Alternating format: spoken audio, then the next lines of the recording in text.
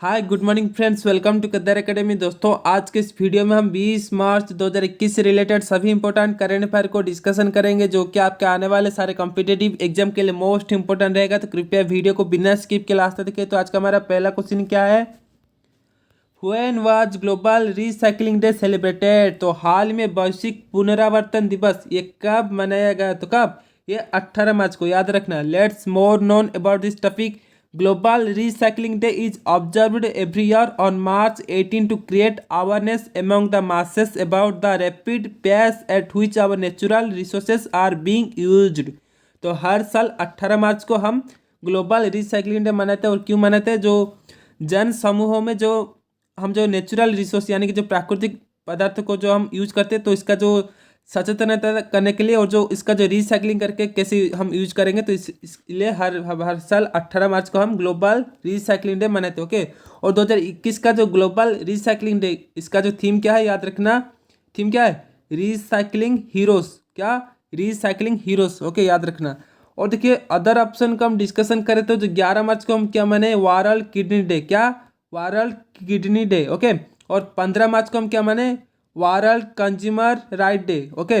और जो 16 मार्च को हम क्या माने? National vaccination day. क्या? National vaccination day. और 18 मार्च को हम क्या माने? Global recycling day. ओके। और जो कल मतलब जो 19 मार्च को हम क्या माने? World sleep day. ओके, याद रखना सारे पॉइंट को। और आपके जानकारी के लिए बता दूं कि मैंने कुछ दिन पहले जनवरी और फरवरी महीने के सारे इंपॉर्टेंट डे और थीम के बारे में एक वीडियो बनाया था। तो आप सभी को पता है कि आपके आने वाले जो कोई भी कॉम्पिटेटिव एग्जाम देख लो, उस टॉपिक में से जो इंपॉर्टेंट डे और थीम टॉपिक से मिनिमम एक क्वेश्चन जरूर पूछा जाता है। तो अगर आप में से जो कोई भी वो वीडियो को नहीं देखा, तो इस वीडियो के नीचे डिस्क्रिप्शन में उसका लिंक दे दिया हूँ, आप जाकर जरूर देखना। Okay. Next question. Former prime minister of which country Maudood Ahmed pass away? तो हाल में किस देश के पूर्व प्रधानमंत्री मौदूद अहमद का निधन हो गया है? तो किस देश की है? बांग्लादेश की, याद रखना। तो बांग्लादेश के जो पूर्वतन प्रधानमंत्री, जिनका नाम क्या है? मौदूद अहमद। इनका नाम क्या है? मौदूद अहमद। ओके, जिनका इमेज यहाँ पर देख रहे हो। ओके, तो इनका भी निधन हो गया। ओके, तो इसके बारे में चलिए कुछ जान लेते हैं। देखिए, जो मौदूद अहमद ये बांग्लादेश के एक बारिस्टर है। ओके, बारिस्टर मतलब जो वकीलाती करते थे। ओके, तो बांग्लादेश के जो पूर्वतन प्रधानमंत्री, जिनका नाम क्या है? मौदूद अहमद, एक बारिस्टर है। तो ये बांग्लादेश की जो सरकार में कुछ कम टाइम मतलब जो शॉर्ट टाइम के लिए जो ये जो बहुत सारे जो पद संभाले थे। तो ध्यान से सुनना क्या क्या जो ये पद संभाले थे। तो देखिए, जो मौदूद अहमद ये बांग्लादेश के प्रधानमंत्री रहे थे कितने साल तक? जो 1988 से लेकर 1989 तक। और बांग्लादेश की वाइस प्रेसिडेंट यानी कि उपराष्ट्रपति बने थे 1989 से लेकर 1990 तक। ओके। और जो बांग्लादेश के डेप्यूटी प्राइम मिनिस्टर बने थे कितने तक? 2 बार बने थे, 1976 से लेकर 1978 तक और 1987 से लेकर 1988 तक। ओके। और ये बांग्लादेश सरकार के जो minister of law, justice and parliamentary affairs, ये 2001 से लेकर 2006 तक रहते। ओके। तो ये अभी जो इनका अभी निधन हो गया, जिनका नाम क्या है? मौदूद अहमद। ओके। और ये किस देश के पूर्व प्रधानमंत्री थे? ये बांग्लादेश के। ओके, याद रखना। देखिए, बांग्लादेश की बात रहे तो बांग्लादेश की कैपिटल क्या है? ढाका। और करेंसी है टाका। और जो बांग्लादेश की जो अभी अभी जो प्रधानमंत्री कौन है? जिनका नाम क्या है? शेख हसीना। ओके, बांग्लादेश के अभी जो प्रधानमंत्री, जिनका नाम क्या है? शेख हसीना। और बांग्लादेश की राष्ट्रपति, उनका नाम क्या है? अब्दुल हमीद। अब्दुल हमीद। ओके, सारपन को याद रखना। Next question. Recently who became the chairman of stop TV partnership board? तो हाल ही में किसे स्टॉप टीवी पार्टनरशिप बोर्ड का चेयरमैन बनाया गया है? तो किसे? ये केंद्रीय जो स्वास्थ्य और परिवार कल्याण मंत्री डॉक्टर हर्षवर्धन को। ओके, याद रखना। केंद्रीय स्वास्थ्य और परिवार कल्याण मंत्री, जिनका नाम क्या है? डॉक्टर हर्षवर्धन, जिनका इमेज यहाँ पर देख रहे हैं। तो इनको अभी स्टॉप टीवी पार्टनरशिप बोर्ड, इसका जो चेयरमैन दिया गया है। ओके, याद रखना। तो देखिए, भारत अभी जो एक डिसीजन लिया है कि 2025 तक का 2025 तक जो भारत को टीवी मतलब जो जख्मा रोग से मुक्त करने के लिए जो प्रयास कर रहा है। तो इसलिए अभी जो स्टॉप टीबी पार्टनरशिप बोर्ड है, जो इंटरनेशनल बोर्ड है, जिसका अभी जो चेयरमैन है अभी भारत का जो केंद्रीय स्वास्थ्य मंत्री और जो परिवार कल्याण मंत्री डॉक्टर हर्षवर्धन को इसका चेयरमैन बनाएगा। ओके, याद रखना। और जो इस बोर्ड का नाम याद रखना, स्टॉप टीबी पार्टनरशिप बोर्ड। और किससे चेयरमैन बनेगा? ये doctor Harshvardhan. Okay. Next question.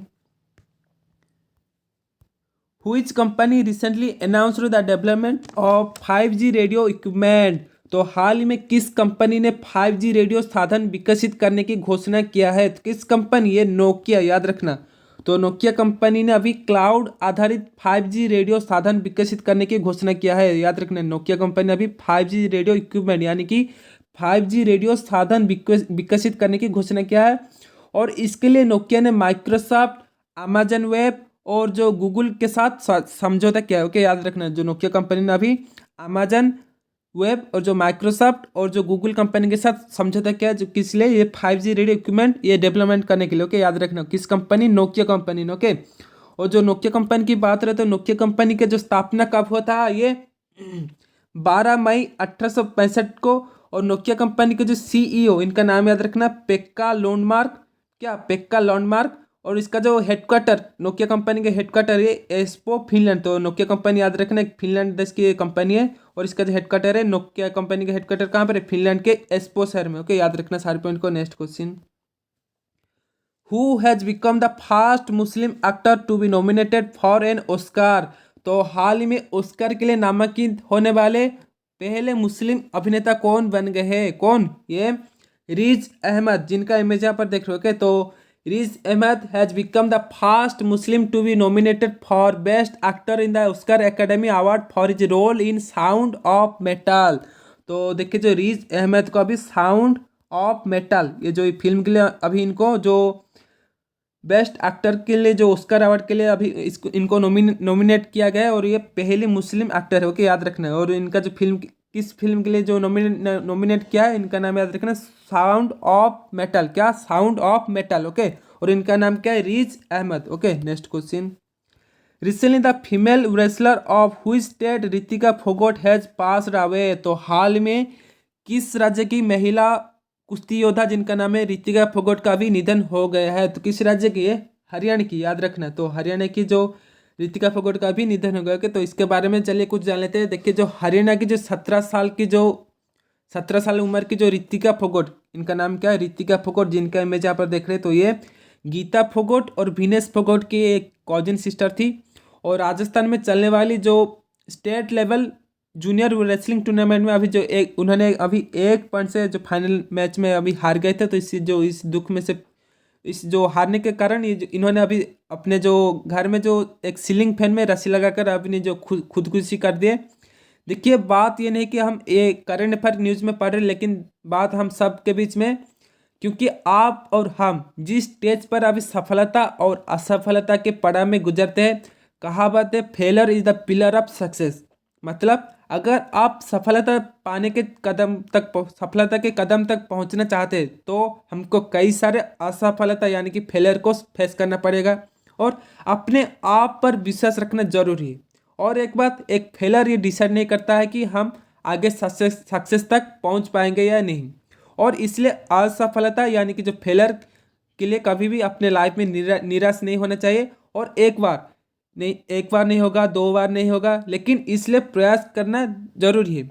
लेकिन अपने एक बात याद रखना, कभी भी निराश नहीं होना चाहिए। असफलता यानी कि फेलियर से कभी भी निराश नहीं होना चाहिए और अपने लाइफ को ख़त्म कर देना, ये तो किसी भी प्रॉब्लम का सलूशन नहीं है। आप सब जानते होंगे। तो देखिए, जो फाइनल मैच में 1 पॉइंट से हारने के कारण जो रितिका फोगोट अभी जो खुदकुशी कर दिया, ये जो खुदकुशी करने के बाद क्या उनका जो प्रॉब्लम क्या सॉल्व हो पाएंगे? देखिए, इस साल नहीं हुआ तो अगले साल वो कोशिश करेंगे तो जरूर ये स्टेट लेवल क्या है, इंटरनेशनल लेवल तक भी चैंपियन हो सकते हैं। लेकिन क्या होगा, 1 पॉइंट से हारने के कारण अभी इन्होंने खुदकुशी कर दिया, जो कि अच्छी बात नहीं होगी। और याद रखना, ये हरियाणा की फीमेल रेसलर। ओके, याद रखना, उनका नाम क्या है? Ritika Phogat. Next question, Which organization has launched सही दिशा कैंपेन? तो हाल ही में किस संगठन ने सही दिशा अभियान शुरू किया है? तो किस संगठन? ये UNDP। तो UNDP यानी कि यूनाइटेड नेशन डेवलपमेंट प्रोग्राम। क्या? United Nation development programme. अभी जो the United Nation development programme has launched Sahi Disha campaign to celebrate women's livelihoods and entrepreneurship in rural India. तो देखिए, जो यूनाइटेड नेशन डेवलपमेंट प्रोग्राम, इसने अभी सही दिशा कैंपेन शुरू किया। ओके, याद रखना। और देखिए, UNDP यानी कि यूनाइटेड नेशन डेवलपमेंट प्रोग्राम की बात हो रहा है तो इसका जो हेडक्वार्टर है कहाँ पर है? ये यूनाइटेड स्टेट्स की न्यूयॉर्क शहर में है, न्यूयॉर्क। ओके, याद रखना है। तो यूएनडीपी का जो हेडक्वार्टर है कहाँ पर है, ये यूनाइटेड स्टेट्स के न्यूयॉर्क शहर में है। और इनका जो हेड मतलब जो एडमिनिस्ट्रेटर मतलब जो यूनाइटेड नेशन डेवलपमेंट प्रोग्राम की जो मुखिया कौन है, इनका नाम याद रखना, अचिम स्टेनर। क्या? Achim Achim Steiner Steiner okay. तो यूएनडीपी का जो हेड इनका नाम क्या है, जो मुख्य इनका नाम क्या है, अचिम स्टेनर। और इसने अभी जो सही दिशा कैंपेन शुरू किया, ओके याद रखना, कौन? UNDP. Next question, which city ISSF shooting world cup 2021 has started? तो हाल ही में किस शहर में आईएसएसएफ शूटिंग वर्ल्ड कप 2021 शुरू हो गया है? तो किस शहर में ये? भारत की दिल्ली शहर में, याद रखना। तो दिल्ली शहर में अभी जो international shooting sports federation ISSF shooting world cup 2021 begin from 18 March 2021 at the doctor Karni Singh shooting ranges in Delhi. तो ये देखिए जो आईएसएसएफ, इसका जो फुल फॉर्म क्या है याद रखना, इंटरनेशनल शूटिंग स्पोर्ट फेडरेशन। क्या? इंटरनेशनल शूटिंग स्पोर्ट फेडरेशन यानी कि आईएसएसएफ।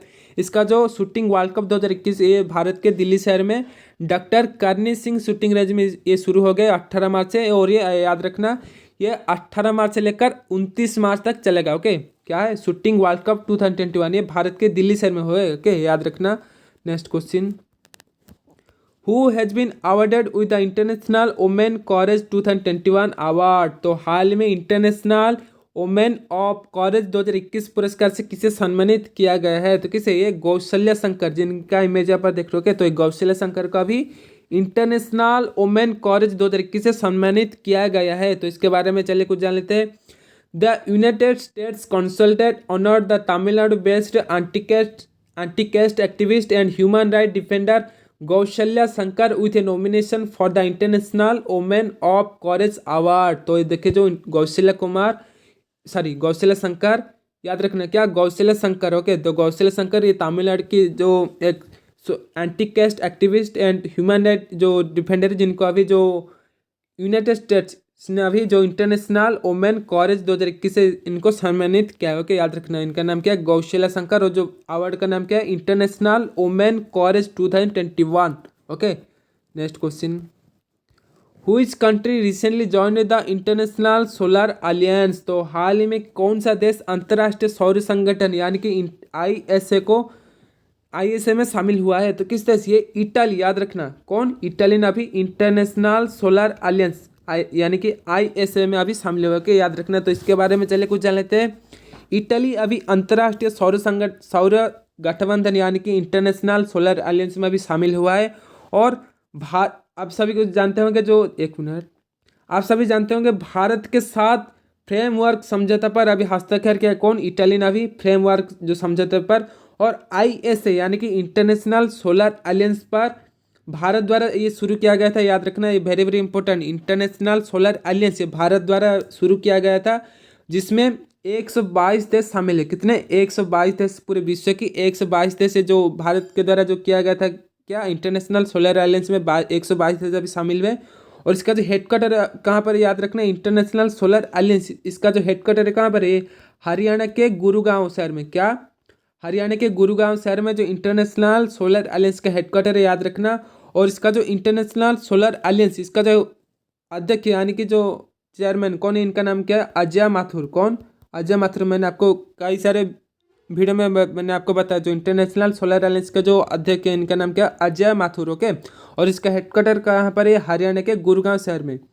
तो देखिए जो इस संगठन में अधिकांश सदस्य देश पूरे धूप वाल और गर्म देश से पूरी रहता है, तो आंशिक रूप से मकर रेखा और कर्क रेखा से बीच स्थित है। ओके, तो जो 122 देश है जो मकर रेखा और जो कर्क रेखा में जो स्थित है, जो विदेश गर्म से जूझते हैं, तो वो देश अभी इस देश में शामिल है। ओके, तो जो कि सोलर एनर्जी से जो एनर्जी निकलते हैं। ओके, याद रखना। तो ये थी आज की टॉप 10 करेंट अफेयर। तो क्विज ऑफ द डे क्या है? Who has been chosen by BCCI as the official partner for IPL 2021? तो IPL 2021 के लिए BCCI ने किसे ऑफिशियल पार्टनर के लिए चुना है? तो इसका सही आंसर क्या होगा, मेरे कमेंट सेक्शन में जरूर बताना। अगर आपको आज की वीडियो अच्छा लगे तो वीडियो में कृपया लाइक कीजिए और अपने दोस्तों के साथ ज़्यादा से ज़्यादा शेयर करना जिससे कि उनको भी वीडियो हेल्पफुल होगा। अगर आप पहली बार मेरे चैनल देख रहे हो तो सब्सक्राइब करना मत भूलना और इस तरह के लेटेस्ट वीडियो अपडेट पाने के लिए बेल आइकन ऑल नोटिफिकेशन पर क्लिक कीजिए। ओके, और अगर आप इस वीडियो का PDF चाहते हो तो हमारे टेलीग्राम ग्रुप में ज्वाइन हो सकते हैं जिसका लिंक इस वीडियो के नीचे डिस्क्रिप्शन में दिया। ओके, तो मिलते हैं अगले वीडियो में। रहते हैं।